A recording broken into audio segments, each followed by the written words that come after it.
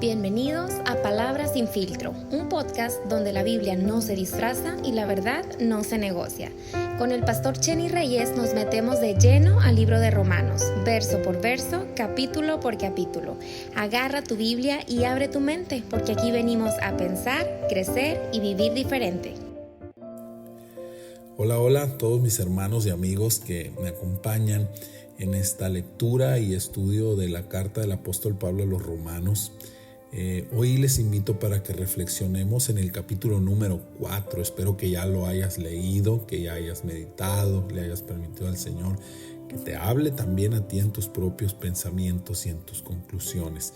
Vamos a ver la primera parte, es decir, los primeros 12 versículos el día de hoy, y vamos a seguir con la disertación, con el estudio de este capítulo. En el capítulo número 4 comienza conectándose con los últimos argumentos del capítulo 3. Tenemos que recordar que es una carta, no es un tratado teológico, es una carta con ideas continuas que van siendo construidas una sobre la otra. El capítulo 3 termina diciendo que la justificación no invalida la ley, sino que la confirma. ¿Qué significa esto? Que la función de la ley no desaparece, y esta función es presentarnos a nosotros, los seres humanos, como pecadores, incapaces de cumplir a la perfección la ley de Dios y por lo tanto necesitados de la fe para ser salvos. Entonces el capítulo número 4, el apóstol Pablo comienza haciendo alusión a dos hombres muy importantes en la historia del pueblo judío. Primero, Abraham, el padre de la nación, y David, el rey más amado por los judíos. Y los usa ellos dos como ejemplo para dar a conocer que la salvación por la fe ya era un concepto existente en el Antiguo Testamento, solo que se da entre velos, la idea un poco velada, ¿verdad? A mi parecer, pero ya existía. La salvación siempre fue por fe. Qué increíble entender esto, que la salvación nunca fue por la ley, es decir, la salvación por fe no fue como un plan de emergencia que a Dios se le ocurrió porque el plan de la salvación a través de la ley le falló y entonces tenía que buscar otra forma. Dios siempre lo había planeado así. Qué increíble que la salvación siempre ha sido por fe y nunca por el cumplimiento de las obras de la ley. ¿Cuál es el objetivo real de la ley? Simplemente ese: presentarnos a nosotros como pecadores, incapaces de acercarnos a Dios por nuestros propios medios, necesitados de la fe para poder alcanzar la justicia de Dios. Qué increíble, ¿no? Y comienza diciéndoles, piensen en esto: ¿qué fue lo que obtuvo nuestro padre Abraham? Dice, es decir, ¿qué se ganó? ¿Estás de acuerdo conmigo en que obtener es algo que te ganas, que trabajas por ello, que lo obtienes porque das algo a cambio? Pablo dice, ¿qué se ganó Abraham por su propio esfuerzo y su cumplimiento? Y Pablo dice esto porque en el tiempo suyo la mayoría de los rabinos judíos enseñaban que Abraham había sido un hombre justo, que había cumplido con la ley de Dios aun y cuando la ley no había sido revelada, que fue de manera instintiva, y que él era tan justo que pudo cumplir con la ley de Dios. ¿Te das cuenta de lo absurdo del pensamiento? Pablo les dice desde un principio, nadie puede cumplir la ley de Dios. Por eso Pablo les deja claro que si bien Abraham era justo, no lo era por sus obras, porque de otra manera él podría jactarse de sus acciones. Pero él acaba de decirles en el capítulo anterior que en la justicia de Dios no existe la jactancia. Nadie puede jactarse, porque nadie llegará jamás a merecer la salvación. Por el contrario, Abraham fue contado como justo por la fe. Y antes de que los judíos pudieran rebatirle la idea, él hace referencia a la fuente de la escritura, a la Torá, y les dice, a ver, ¿qué dicen las escrituras? Y refiere a Génesis capítulo 15, versículo 6, donde dice, Abraham le creyó al Señor y le fue contado por justicia. Ahora, aquí hay un término muy interesante que vale la pena que profundicemos, porque dice que le contó por justicia. Déjame ver si puedo dejarlo claro. La justicia le fue puesta en su cuenta. Es como Si Abraham hubiera tenido una cuenta de banco y Dios hubiera hecho un depósito grande a la cuenta de Abraham. Abraham no trabajó, no fue un pago, no fue un salario, fue un regalo que no tenía causa. Dios depositó su justicia en la cuenta de Abraham sin que él hiciera nada. Le contó por justicia, significa que él no fue hecho justo para que cumpliera con la ley, y entonces al haber sido hecho justo y cumplido con la ley, entonces se merecería la salvación. Sino dice que él fue declarado justo sin cumplir con las obras de la ley, porque de otra forma él lo hubiera merecido. Por eso ahí en el versículo 4 Pablo hace la aclaración de que el salario de un trabajador no es un regalo, es una deuda. A los que trabajan no les regalan su salario. Si tú trabajas en la quincena o al fin de semana o al mes o cuando te paguen, ese dinero se te debe, se te da porque se te debe. No hay gracia en ello, no es que tu empleador te regala algo, no, lo ganaste.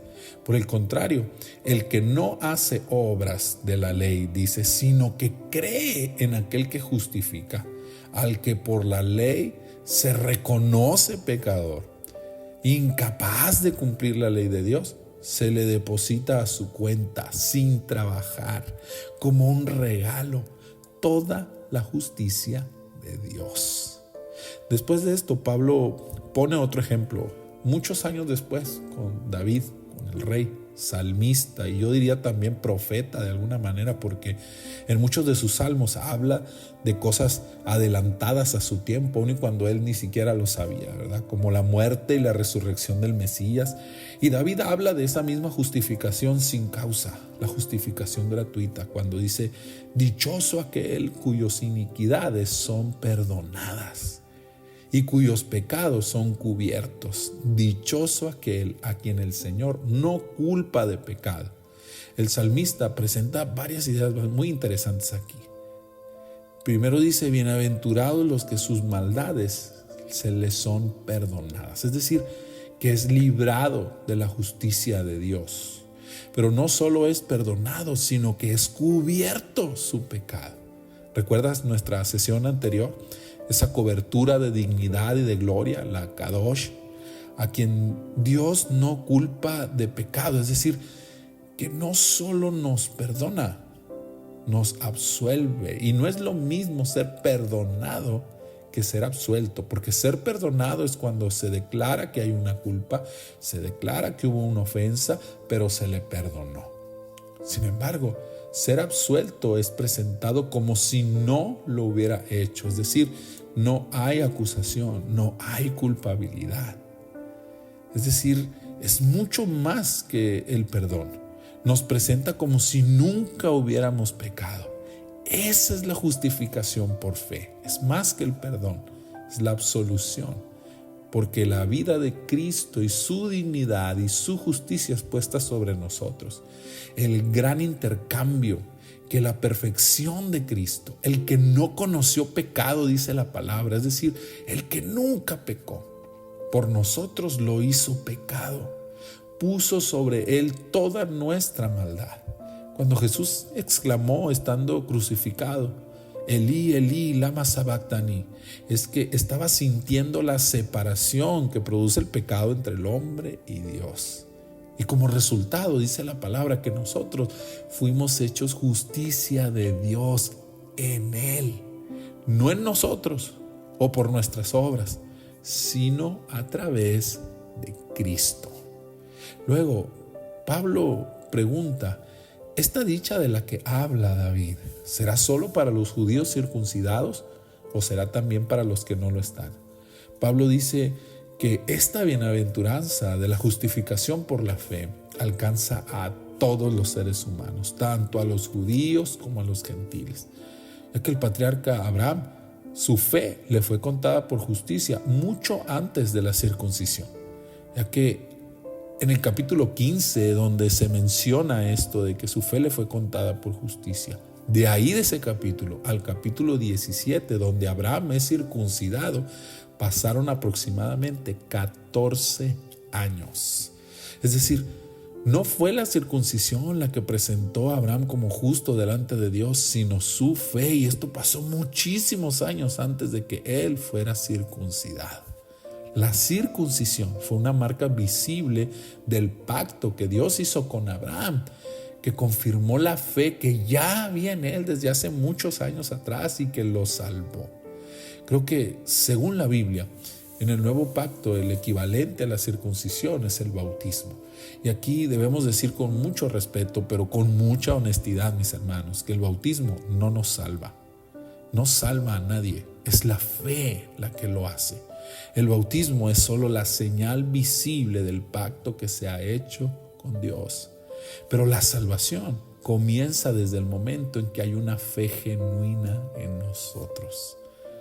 Yo sé que esto puede sonar muy chocante para aquellos que hemos crecido en la iglesia y que se nos ha enseñado que para ser salvo necesitas ser bautizado. Y sí, pero no en esa medida en la que lo hemos aprendido. La Biblia dice: el que creyere y fuere bautizado será salvo, mas el que no creyere será condenado. ¿Te das cuenta? No dice el que creyere pero no fuere bautizado será condenado. Digo esto no invalidando el bautismo, sino necesitamos darle el valor que realmente tiene, el de una confirmación del pacto. La fe debe de llevarnos a un pacto, así como Abraham fue llevado al pacto de la ley por la circuncisión. En el nuevo pacto, la fe nos lleva al pacto de la gracia a través del bautismo, que evoca a la obra de Cristo en la cruz del Calvario. Pero en sí el bautismo no es la salvación. Digo esto porque creo que responde también a la pregunta que muchas veces me han hecho y que tal vez tú pudieras tener también. Pastor, si alguien cree, pero por alguna causa ajena a sus posibilidades, no alcanza a ser bautizado, ¿es salvo? Yo te pregunto de nuevo, ¿qué es lo que nos presenta como justos delante de Dios? ¿El bautismo o la fe? De igual forma, alguien puede estar bautizado, pero si no ha creído de verdad, aunque se bautice 100 veces, mi hermano, ante Dios su obra no tiene ningún valor, porque no es por obras, es por fe. El bautismo debe ir implícito en la fe como un acto de obediencia. Si alguien cree, será llevado a obedecer el mandato de ser bautizado, como testimonio de ese pacto de salvación que está haciendo con Dios. Pero esa salvación, mis amados, comenzó desde que la persona creyó genuinamente en Jesús y en su obra para salvarnos. Pablo termina este pasaje quitando una barrera racial que existía entre judíos y gentiles. Dice que Abraham se convierte en el padre de todos los que creyeron en Dios, tanto judíos como gentiles, porque los judíos de su tiempo se jactaban de ser descendientes de Abraham por línea de sangre, y ellos no permitían que ningún gentil, ni aunque estuviera circuncidado y adherido al judaísmo, no le permitían que llamaran a Abraham mi padre. Pero Pablo les dice: Abraham es padre de todos los que creen, porque a ellos también su fe se les toma como justicia, porque si siguen los pasos de Abraham, ellos también son hijos suyos en la fe. Y aún los que son circuncidados deben de seguir los pasos de Abraham, de cuando aún éste no estaba circuncidado, porque su justicia comenzó desde antes de la circuncisión. Gracias por estar aquí en Palabras sin Filtro. Qué bueno es poder abrir la Biblia juntos y descubrir lo que Dios tiene para nosotros, versículo a versículo. Te invito a que no te pierdas la próxima sesión, porque seguimos aprendiendo, creciendo y dejando que la palabra transforme nuestra vida. Nos escuchamos pronto. Bendiciones.